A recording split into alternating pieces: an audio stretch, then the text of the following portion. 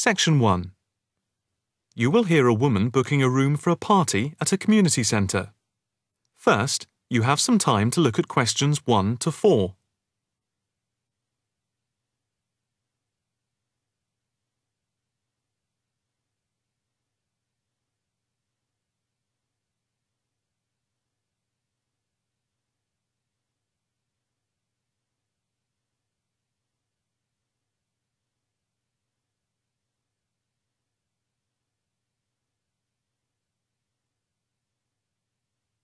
You will see that there is an example which has been done for you. On this occasion only, the conversation relating to this will be played first.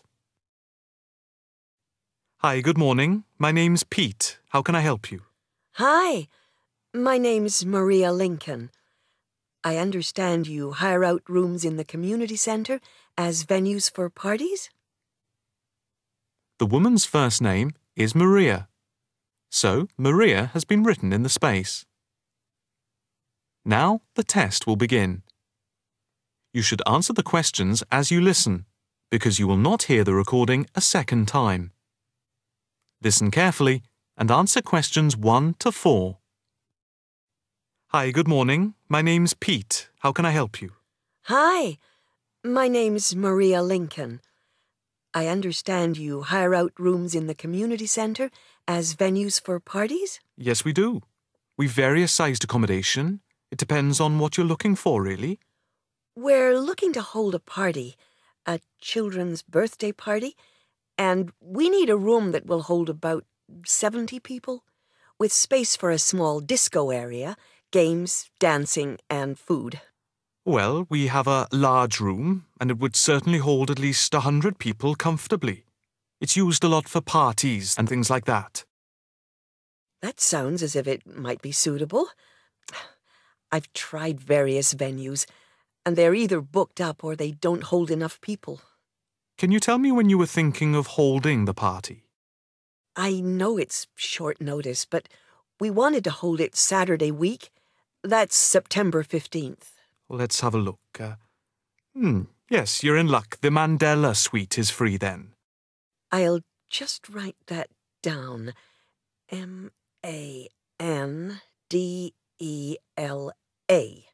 And the time. When were you thinking of holding it?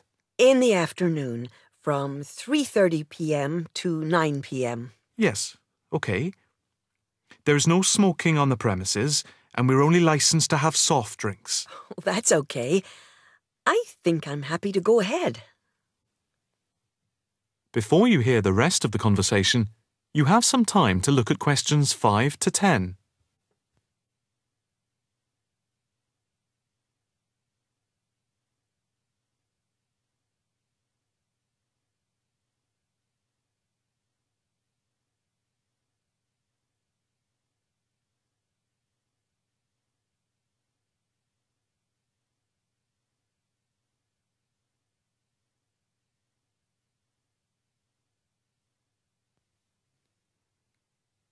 Now listen and answer questions 5 to 10. Can you just give your postcode? Yes, it's PA5 7GJ. Fine. And the flat and street number? It's flat number 40, and the street number is 35. Okay, so that's flat 40, 35 Beaches Street. Yes, that's right. And a contact number? My landline is 223279 with the code. But I'll give you my mobile number, which is 07897 293381. Okay, 293381. Can you tell me how much it will cost? It's quite reasonable, actually. It's £115 for the hire of the room, with tables and chairs. But if you want to hire disco equipment, we've got a basic system with speakers and other equipment for £25. But there is no technician around in case anything goes wrong. And of course, it's optional. That would save us carting something from home, but Maybe we should bring a spare sound system just in case. We've never had any problem with the system, but you might not want to take any chances. What about catering? Well, we had thought of getting everyone bringing something. We have someone who can do catering for £9 a head, including the cake if required. That's handy, but it's a lot as we have a fairly tight budget. So, you want to go ahead with the booking? Yes, certainly. OK. I need to take a deposit of £30, which is refundable. The balance needs to be paid 2 days before the event at the latest. Fine. You can cancel up to 2 days before, but after that you lose the deposit. We don't intend to cancel, but is there any insurance we can take out? Yes, there's a form here somewhere. How much? It's, let me see. It's only £9 for the 24-hour period, and that covers you for cancellation, damage, and injury. Well, at least we'd better have a look at it. How would you like to pay the deposit? Cash. I'll just give you a receipt. There you are. 10, 20, 30. £30. Maria Lincoln. Thank you very much. I'm really glad I found somewhere. We have been trying to book a place for the past 2 weeks, so thank you again, and bye for now. That is the end of section 1. You now have half a minute to check your answers.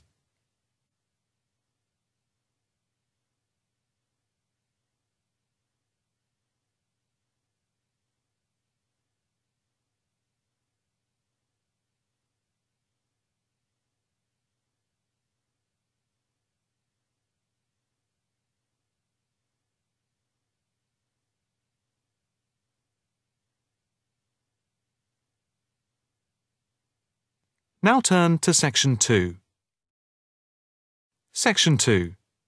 You will hear a talk on the radio about grass roofs. First, you have some time to look at questions 11 to 13.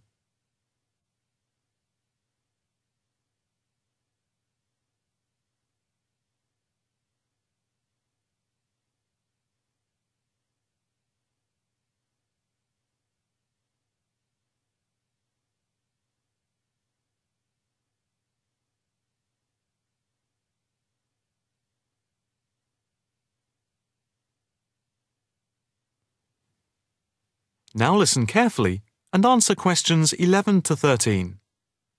And now it's straight into the Eco Hotspot for today's programme. We are in fact going to look at an intriguing trend in recent years in the world of eco-friendly developments.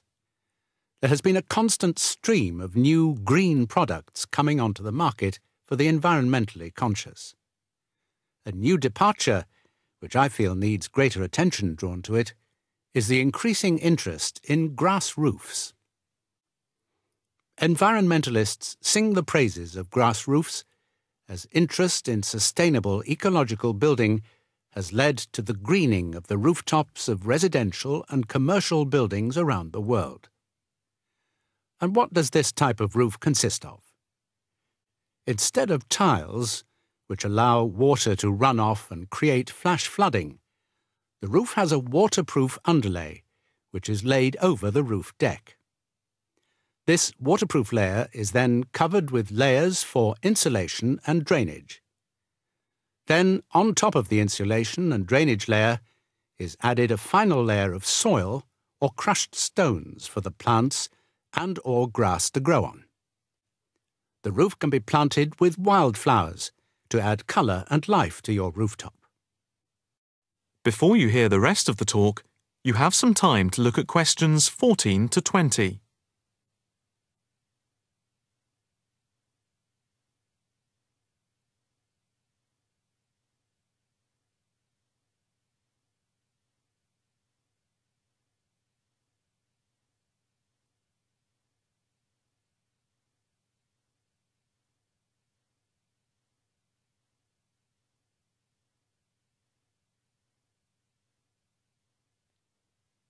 Now listen carefully and answer questions 14 to 20.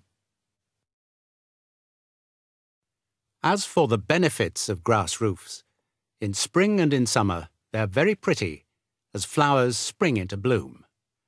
Moreover, in summer, grass roofs are of particular benefit in cities because they keep any building cool by reflecting the sun's rays. In winter, the grass roofs insulate the building, helping to prevent heat loss.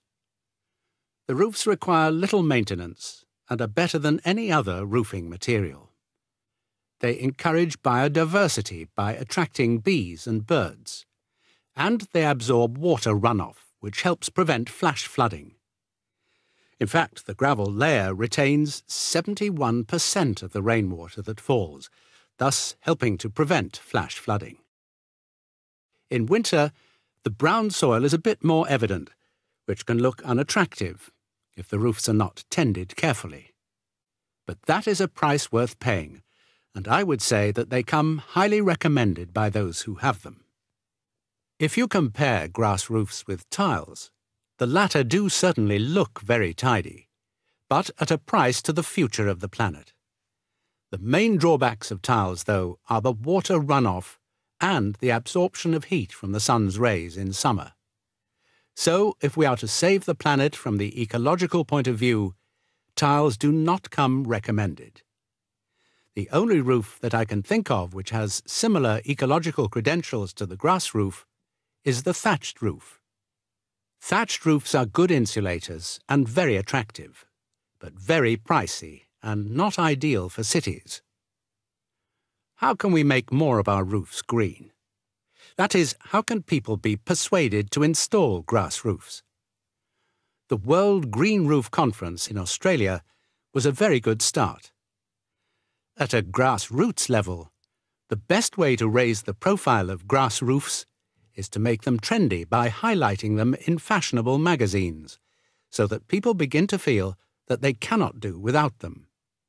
But the idea I like best is holding competitions for the best designed grass roofs. Next week, Eco Hotspot is going to look at... That is the end of section 2. You now have half a minute to check your answers.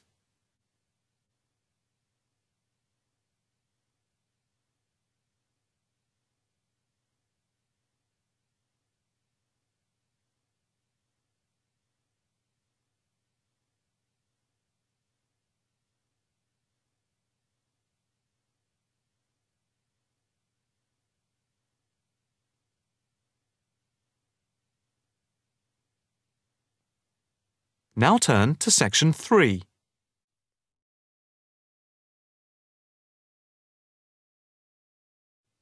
Section 3. You will hear a student talking to her tutor about a presentation. First, you have some time to look at questions 21 to 23.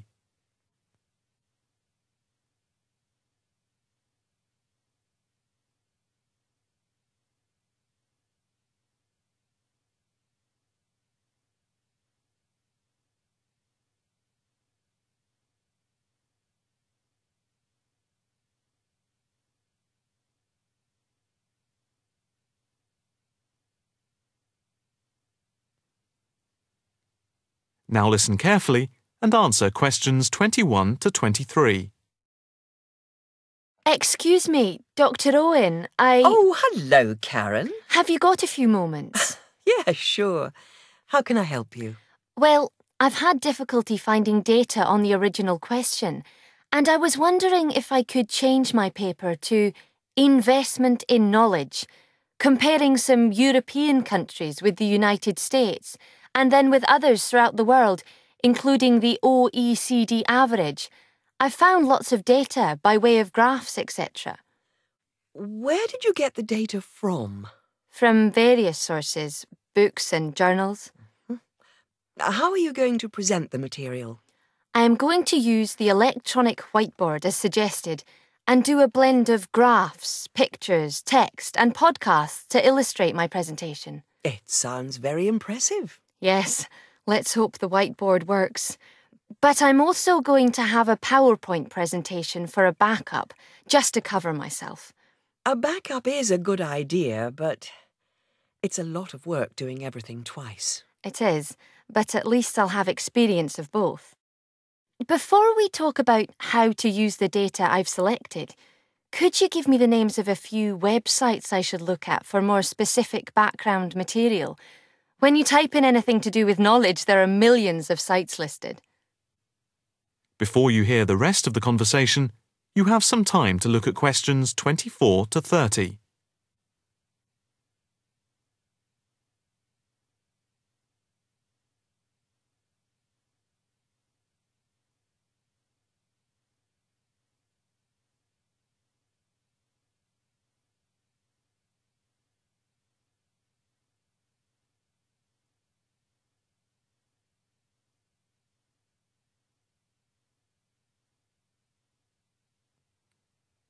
Now listen carefully and answer questions 24 to 30. Let's see. Oh, I'll print you off this list.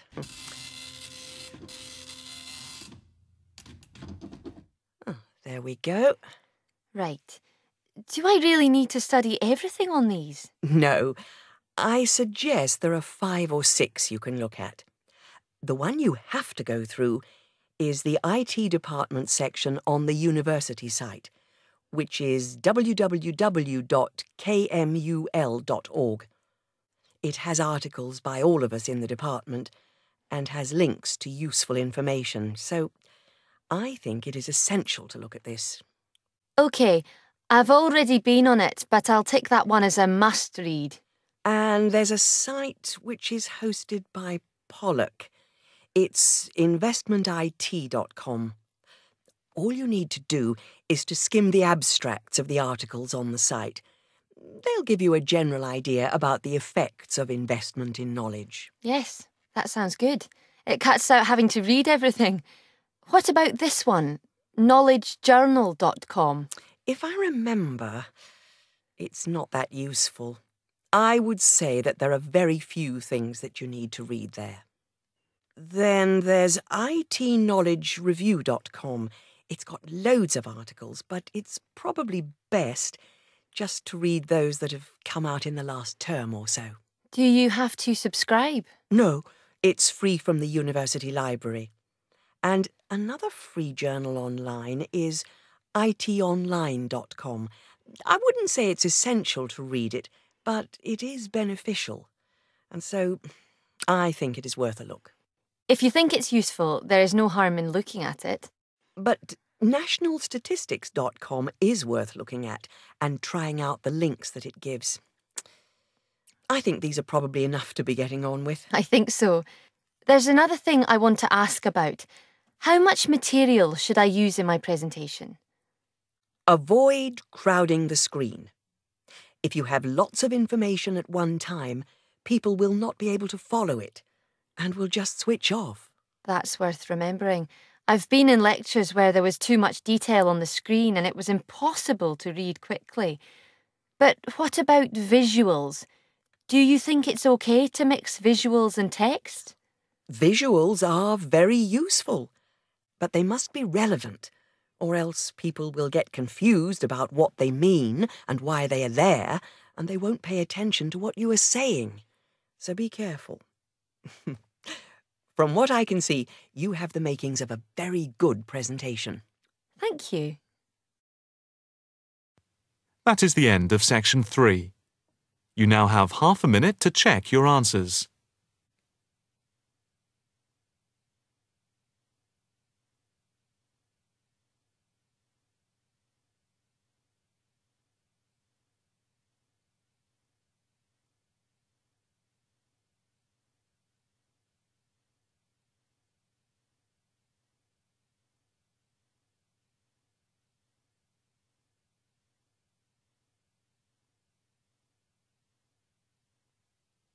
Now, turn to section 4.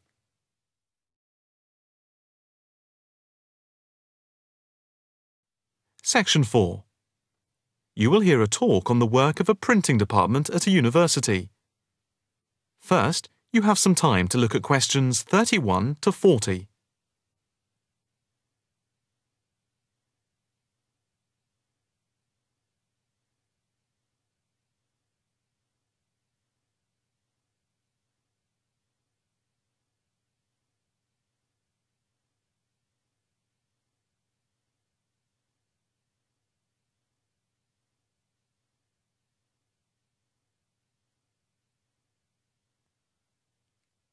Now listen carefully and answer questions 31 to 40.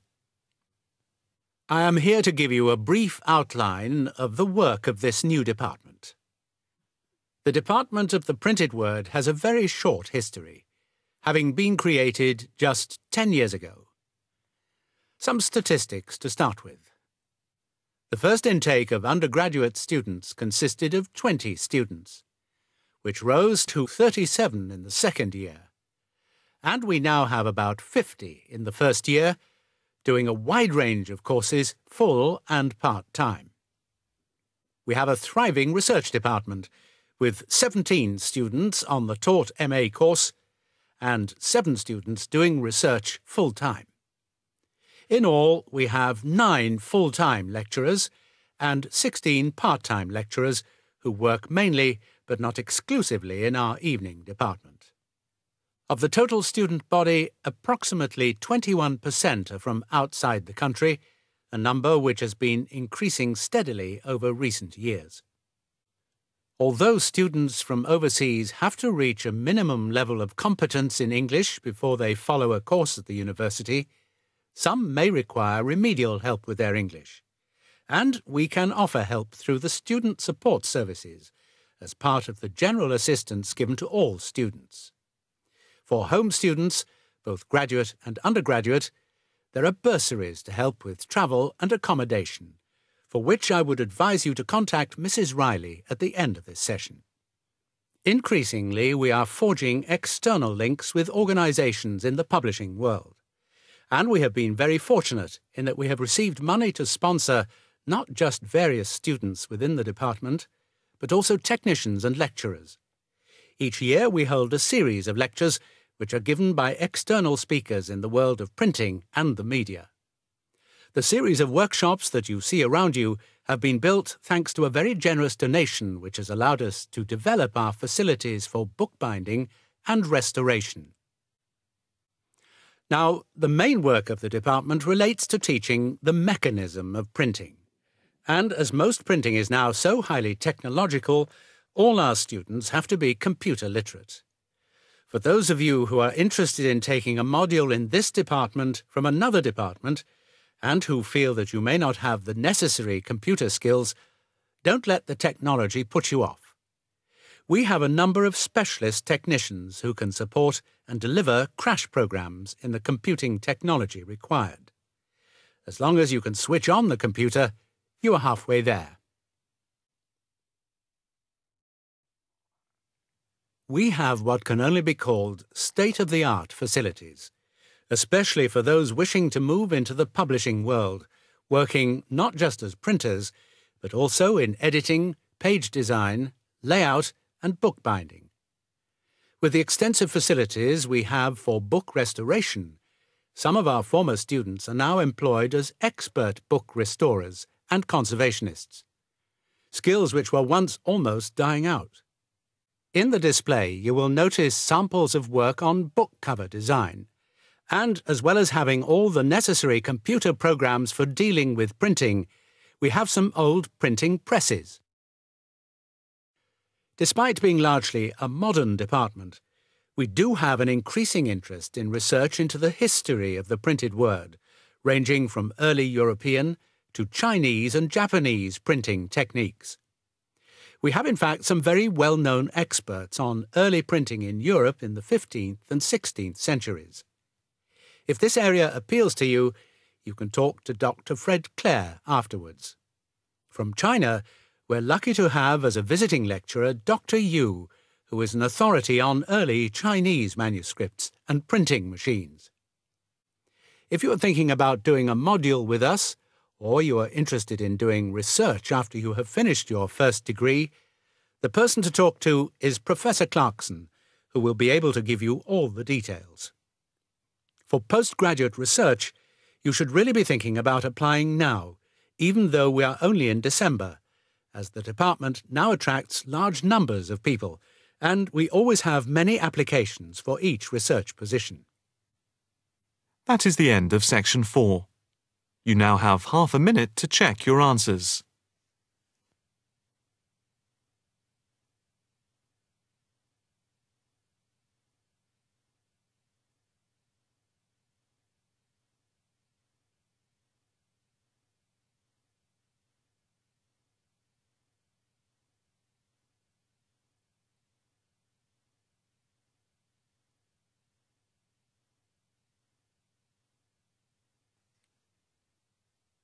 That is the end of the listening test.